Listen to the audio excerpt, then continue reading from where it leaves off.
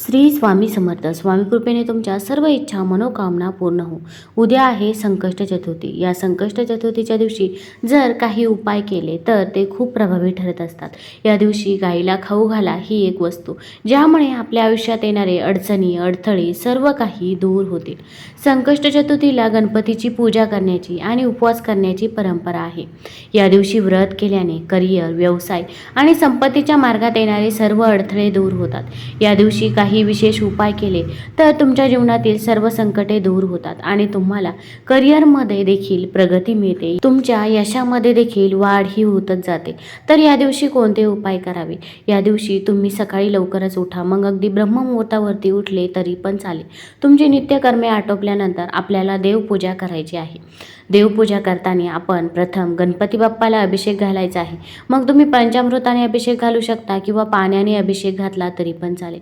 अभिषेक घालताना आपल्याला ओम गण गणपतये नमः, ओम गण गणपतये नमः या मंत्राचा जप हा आवर्जून करायचा आहे. तसेच जर तुमच्या मुलांच्या प्रगतीमध्ये अडथळे येत असेल, मुलांना अभ्यास करून देखील पाहिजे तसे मार्क्स मिळत नसतील किंवा मुलांचे जर अभ्यासामध्ये मन लागत नसेल तर या दिवशी गणपती अथर्वशीचे पठण हे आवर्जून करावे. मग 21 वेळा शक्य असेल तर 21 वेळा पठण करावे. 21 वेळा शक्य नसेल तर 1 वेळा तरी पठण हे आवर्जून करावे. आणि जर पठण करणे शक्य नसेल तर तुम्ही यूट्यूबवरती देखील गणपती अथर्वशीष हे लावून देऊ शकता. मग तुम्ही स्मरण तरी आवर्जून करावे.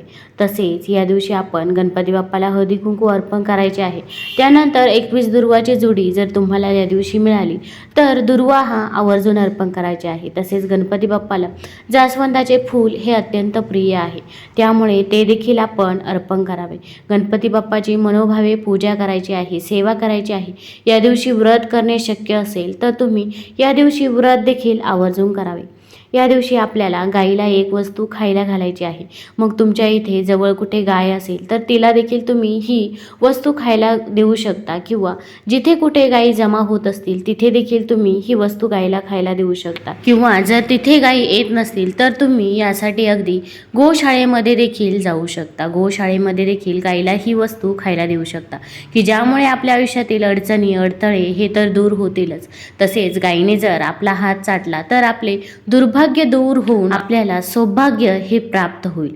त्यामुळे तुम्ही गाईला ही वस्तू आवर्जून खायला द्यावी. तर आपण या दिवशी सकाळी एक चपाती बनवायची आहे. मग जी पहिली चपाती आहे तीच आपल्याला गाईला खाऊ घालायची आहे.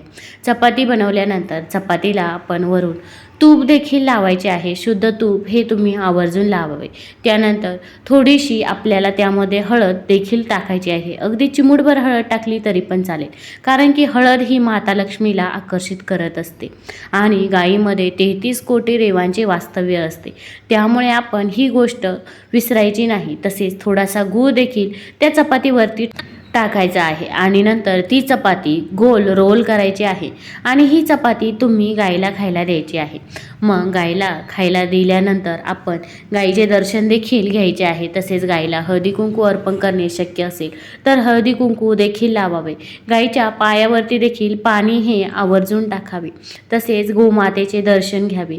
तुमच्या अडचणी अडथळे देखील गोमातेला सांगायचे आहे. मग तुम्ही हा उपाय सकाळी करू शकता किंवा सकाळी करणे शक्य नसेल तर सायंकाळी केला तरी पण चालेल. तुम्हाला अगदी जिथे गाय जमा होतात तिथे जायला लागले तरी पण जावे, कारण की यामुळे आपल्या आयुष्यातील अडचणी अडथळे तर दूर होणारच आहे. त्याचबरोबर आपले दुर्भाग्य दूर होऊन आपल्याला सौभाग्य देखील प्राप्त होणार आहे.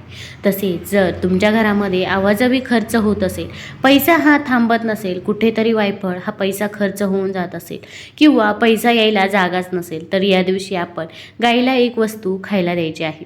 या दिवशी गूळ आणि तुपाचा उपाय देखील खूप फायदेशीर राहील. अगोदर सांगितला होता तो उपाय आपल्या आयुष्यातील अडचणी अडथळे दूर होण्यासाठी होता.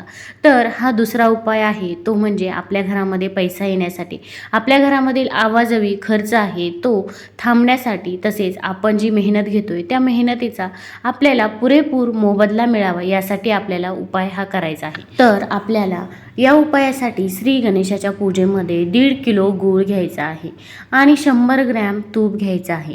तूप घेताना तुम्ही शुद्ध तूप हे घ्यायचं आहे आणि पूजेनंतर हा भोग लाल गाईला खाऊ घालायचा आहे किंवा तुम्ही हे दान गोशाळेमध्ये देखील अर्पण करू शकता. असे केल्याने तुम्हाला ऐश्वर आणि वैभवासोबत सुख समृद्धी देखील प्राप्त होईल. आपण एक गाई किंवा अनेक गायांना देखील हे खायला देऊ शकता किंवा तुम्ही गोशाळेमध्ये देखील हे दान करू शकता, ज्यामुळे आपल्या आयुष्यामध्ये पैसा यायला सुरुवात होईल.